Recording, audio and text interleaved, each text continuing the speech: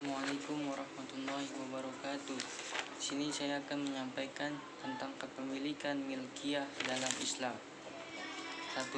Pengertian kepemilikan. Kepemilikan atau milkiyah menurut bahasa berasal dari kata milkun, artinya sesuatu yang berada dalam kekuasaannya, sedangkan milkiyah menurut istilah adalah suatu harta atau barang yang secara hukum dapat dimiliki oleh seseorang untuk dimanfaatkan dan dibenarkan untuk dipindahkan penguasaannya kepada orang lain. Bismillahirrahmanirrahim. Ya ayyuhan nabiyyu inna ahlalna azwajaka allati ataitu ujurahunna wa ma malakat yaminuka mimma Allahu 'alaika. Artinya, wahai Nabi, sesungguhnya kami telah menghalalkan bagimu istri-istrimu yang telah engkau berikan mas kawinnya dan hamba sahaya yang engkau miliki, termasuk apa yang engkau peroleh dalam peperangan yang dikaruniaikan Allah untukmu. Quran Surat Al-Ahzab ayat 50. Macam-macam kepemilikan. Kepemilikan terhadap suatu harta ada 3 macam, yaitu sebagai berikut. A. Kepemilikan penuh milk tam, yaitu penguasaan dan pemanfaatan terhadap benda atau harta yang dimiliki secara bebas dan dibenarkan secara hukum. B. Kepemilikan materi, yaitu kepemilikan seseorang terhadap benda atau barang terbatas kepada penguasaan materinya saja. C. Kepemilikan manfaat, yaitu kepemilikan seseorang terhadap benda atau barang terbatas kepada pemanfaatannya saja, tidak dibenarkan secara hukum untuk menguasai harta itu. 4. Ihrazul muhabbat dan khalifiyah. A. Ihrazul muhabbat. Pengertian ihrazul muhabbat, barang bebas adalah bolehnya seseorang memiliki harta yang tidak bertuan, belum dimiliki oleh seseorang atau kelompok. 2. Syarat ihrazul muhabbat. Syarat untuk terpenuhinya ihrazul muhabbat adalah sebagai berikut. Benda atau harta yang ditemukan itu belum ada yang dimilikinya. B. Benda atau harta yang dimiliki itu memang dimaksudkan untuk dimilikinya, contohnya burung yang menyasar dan masuk ke rumah.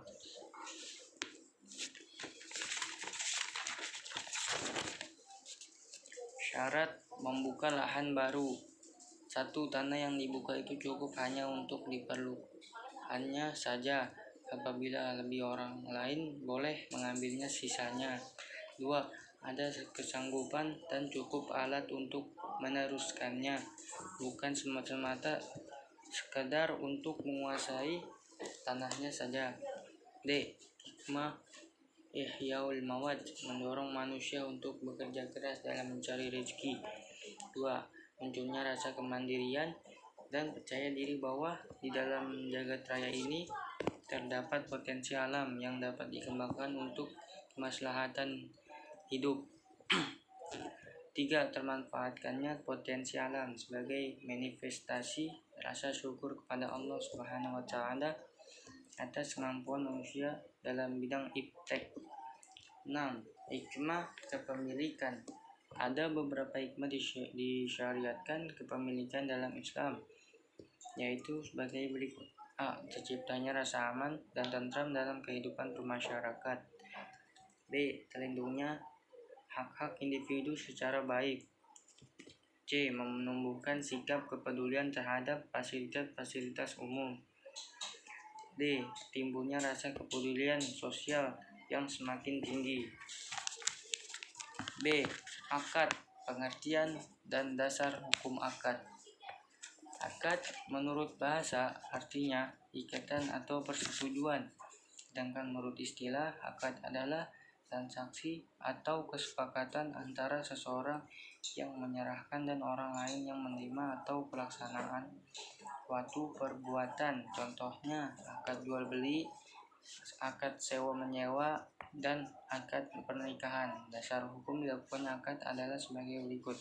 Bismillahirrahmanirrahim. Ya ayyuhalladzina amanu afu bil uqud. Artinya, wahai orang-orang yang beriman, penuhilah janji-janji. Quran Surat Al-Maidah ayat 1. Berdasarkan ayat tersebut dapat dipahami bahwa melakukan isi perjanjian atau akad itu hukumnya wajib. Rukun akad dan syarat akad. Berikut adalah rukun akad. A. Dua orang atau lebih yang melakukan akad transaksi disebut akidain.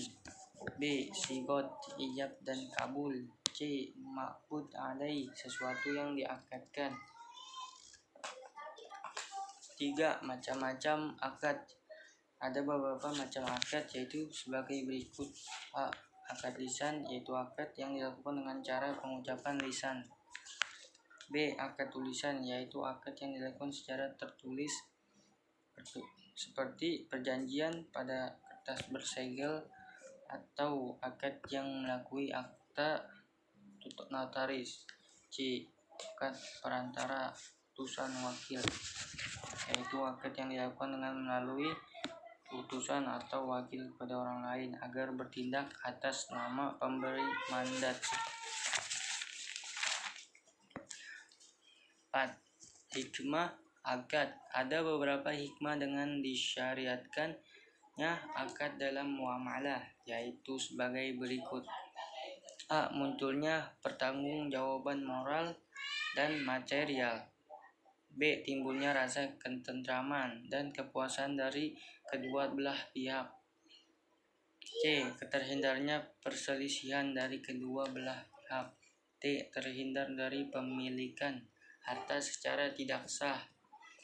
E. Status kepemilikan terhadap harta menjadi jelas. Cukup sekian dari saya. Apabila ada kata-kata yang salah, mohon dimaafkan. Assalamualaikum warahmatullahi wabarakatuh.